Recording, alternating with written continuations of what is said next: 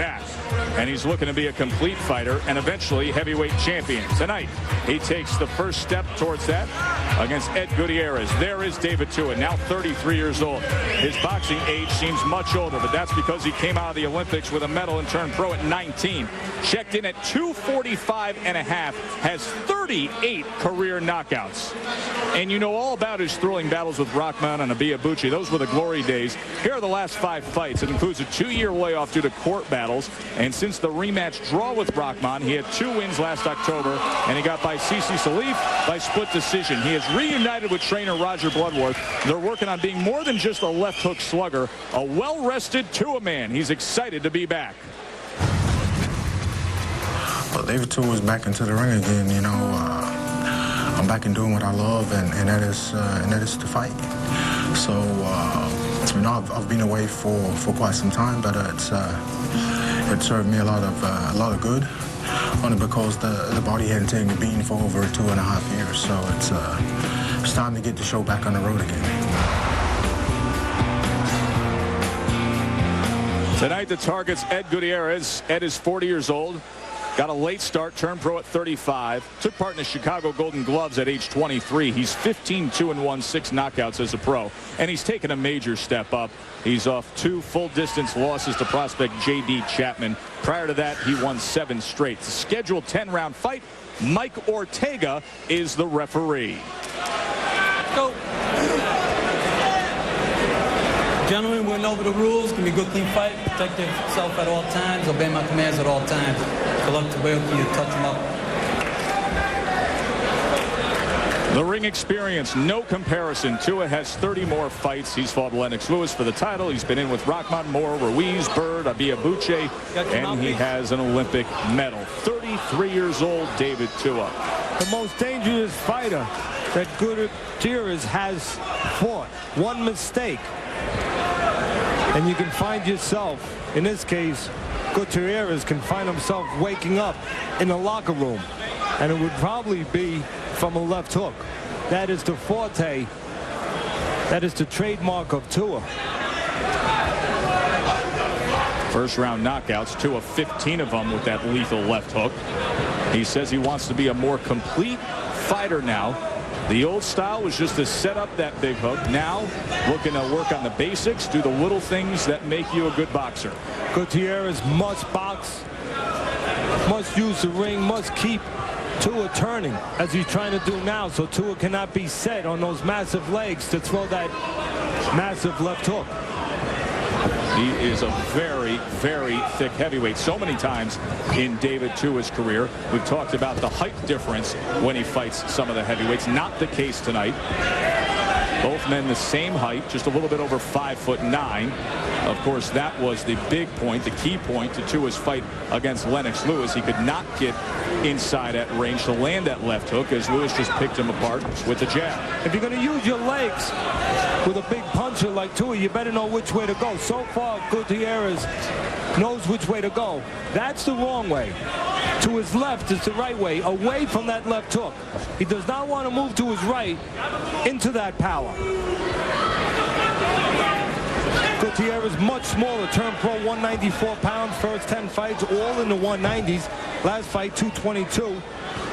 Smaller, with not only a bigger, but much stronger heavyweight, Joe. Sometimes you can be a small heavyweight, but your opponent can't exploit that because he's not a big heavyweight. Also, he's not strong, or he doesn't have that big power. Tua is strong and has power.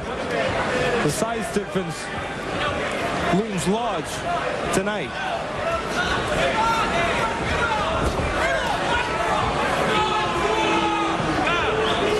If there's a knock on Tua, it's that he's not always busy enough, even with that big left hook. Doesn't always use his jab enough to stabilize opponents. Give them something to think about besides the left hook. Make it difficult for them to avoid a left hook. Right now, everything being avoided so far in this nondescript first round. Of course, Tua is dealing with a lot of inactivity.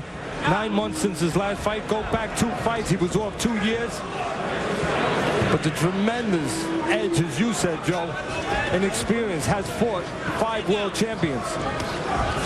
Had legal battles with his former management, was out of boxing from 2003 to 2005, and now he is back. End of one. Tua Gutierrez fights at the Manhattan Center on 34th Street in Midtown Manhattan. What a crowd on hand tonight. They are watching the former world heavyweight title challenger David Tua mount his comeback in a very open heavyweight division, a division that he says, I don't want to get sidetracked. I don't want to be thinking about fighting for the title again. I want to take baby steps and work on what I've been working on with trainer Roger Bloodworth. Of course, Gutierrez's only 2 losses came in his last 2 fights, both to the same man. That was against J.D. Chapman.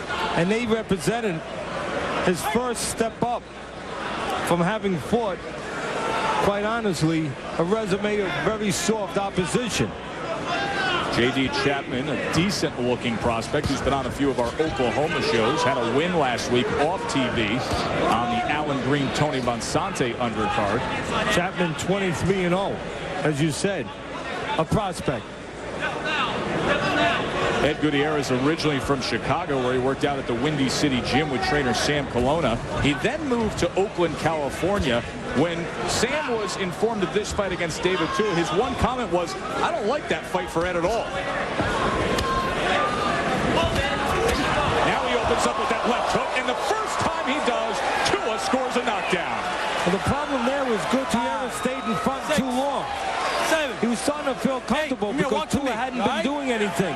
You can never feel comfortable. You must not allow yourself to feel comfortable when you know you have a dynamite puncher in front of you and only one punch can remove you from the night.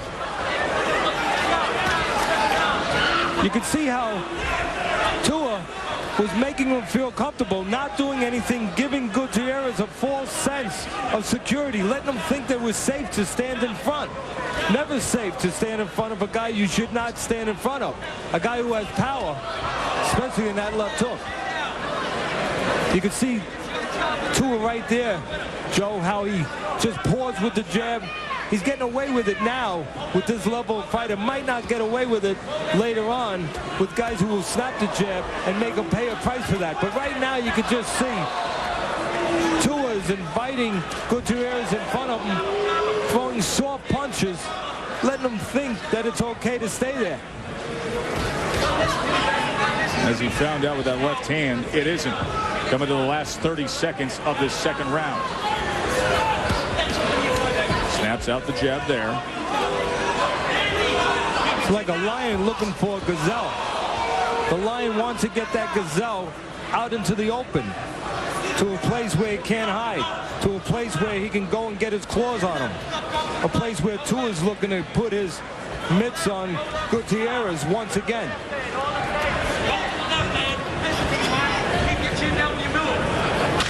Coming to the end of the second round, highlighted by the knockdown scored by David Tua. The Tua Man fans here in New York, and they had to like what they saw in the second round, reminiscent of earlier stages of David Tua's career. Well, what happened was, as we were talking, Tua allowed Gutierrez to feel comfortable. Gutierrez started getting a little false confidence, started opening up a little bit. Here's another look at it. As he's opening up, Tua throws a well-placed, well-timed left hook. And it only took one to put him down. Had many great left hooks through the 15-and-a-half-year career. Had a left hook at the end of the 9th round back in 1998 against Asim Rahman. That would cause Rahman to be stopped in the 10th round. Of course, first-round knockouts against Michael Moore and John Ruiz. And now David Tua, after 2 years away from court battles, and then a 9-month layoff recently, trying to make a run back up that heavyweight ladder. The task in front of Gutierrez, yes, he has to find a way to score, but mostly he has to find a way to stay away from that left hook. And that means not staying in front of the power punch in Tua. 14-3 edge in that second round, according to Punch Track. 30% landed. You know, it's a catch-22 for Gutierrez. If he just moves, then of course he's accused of just surviving, not trying to win. and you want to always try to win. But he has to find a way to win without doing this, without standing in front. Move, use his legs, and pick spots on the side. Pick spots on the move. Not right in front of the bigger, stronger man, as he's doing right now. I have a funny feeling, I could be wrong, but I think Tua is taking his time right now. He's been away for 9 months. 2 fights before that, he was off for 2 years. I think right now, he's allowing himself to get some work in. You know, when I sat with him yesterday, I asked him that very question. I said, you're not going to mind rounds, are you? And he gave me that look like, no. I want to try to develop some of the stuff I've been doing with Roger Bloodworth, and that is try to be a more complete fighter, not just a guy that looks to land the left hook. So getting some time in, getting some actual in-the-ring fight time in, not a bad thing for David Tua. Especially when you have control of the landscape, the environment. Tua has a guy who cannot hurt him. A guy who he feels, if it gets away from him at any time, he can suddenly pull it back and find Gutierrez. Gutierrez not hiding.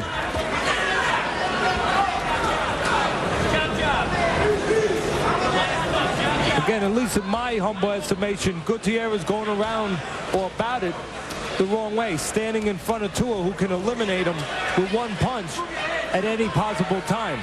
I believe Gutierrez should be using his legs, staying away from these kind of shots, keeping Tua turning instead of set to punch. Covered up, Tua came round it with a right hand.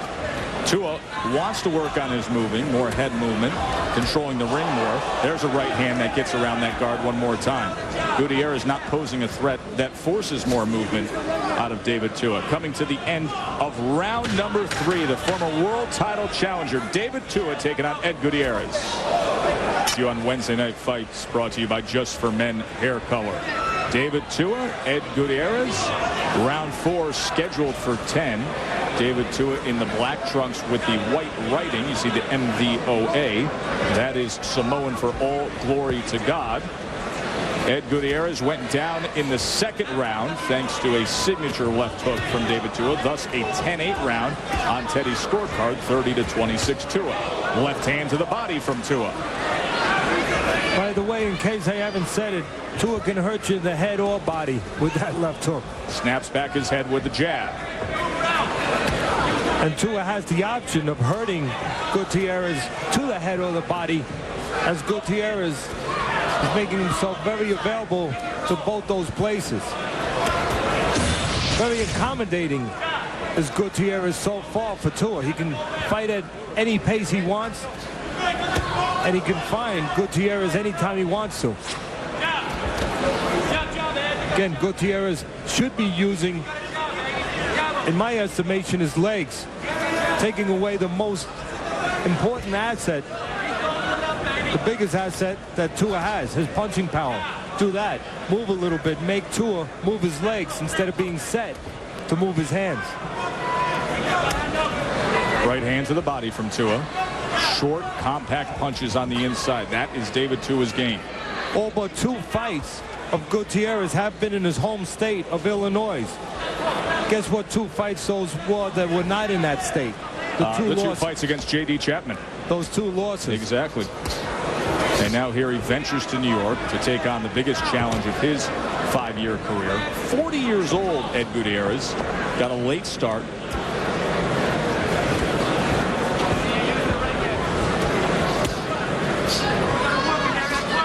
Uppercut on the inside from Tua. Right now on the inside, it's not a matter of what Tua can do. It really is a matter of what he wants to do.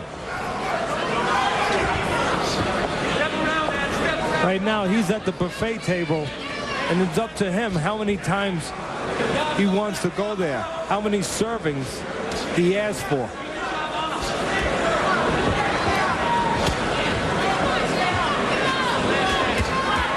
Gutierrez isn't going to like the taste of that. No, he's not. Doubled up that left hand. Tua letting the hands go a little more here in the final minute of this 4th round. Look at that double left hook, and the one to the body sends down Gutierrez. 4, 5, and a soft body. of Gutierrez. 9, 10. This fight's over. It is over. He started to open up at the end of that 4th round. He had doubled up the left hand about 30 seconds previous to that. And this time, when he sent the left hook upstairs and then downstairs, it was too much for Gutierrez to handle. The buzz to the head from the left hooks, if it doesn't completely short-circuit you, it goes away momentarily. The bangs to the body, they stay with you.